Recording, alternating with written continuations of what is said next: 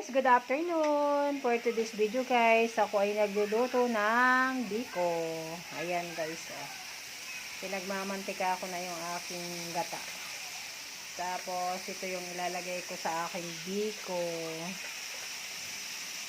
And then ito yung aking unang gata. At ito ang aking malagkyat. Ayan guys, malagkyat. Ayan. Nagmamantika na talaga siya. Namimitik na.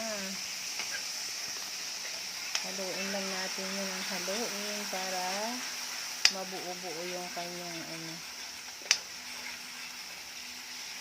Ayan. Diba? Simple lang magluto ng biko. Dati hindi ako marunong magluto nito guys. Madali lang pala itong pag-aralan lutuin. Ilalagay na natin dyan yung ating unang gata. Ayan na siya guys. Nilagay ko na yung aking unang gata. Ngayon pakukuluin na lang natin siya. Tapos palalaputin para malagyan natin siya ng sugar. Ayan. Tapos ilagay na rin natin yung ating malagkit dyan na sinaing. Okay.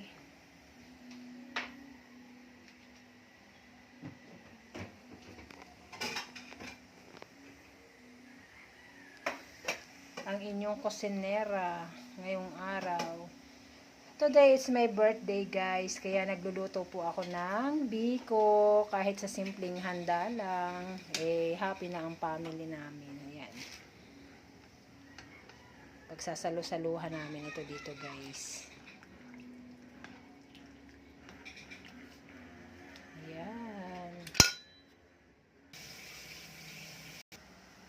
Yan, malapot na ang ating gata guys. Lalagyan na natin siya ngayon ng asukal.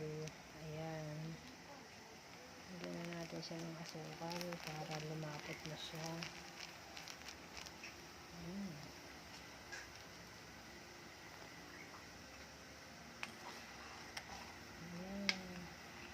Sa amin guys, pag nagagawa ng ganito, ang ginagamit ay yung parang bao. Sangkaka kasi yun kung tawagin sa amin. Pero dito ang ginagamit, sukal lang. Yung brown na brown talaga siya. Negro kung tawagin dito. Kasi wala akong nakikitang ganun dito sa amin. Okay. Maya pakuloyin na lang natin yan guys. Tapos lagyan na natin yung malagkit.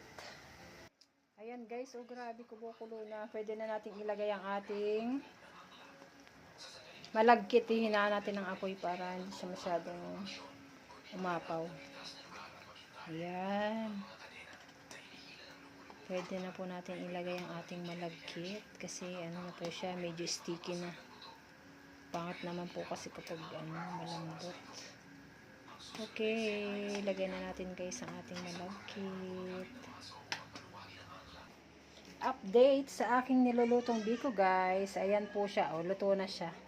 Ita-transfer ko na lang siya sa isang lagayan. Ayan, ang aking biko. Yummy. Patayin na natin ang ating kalan.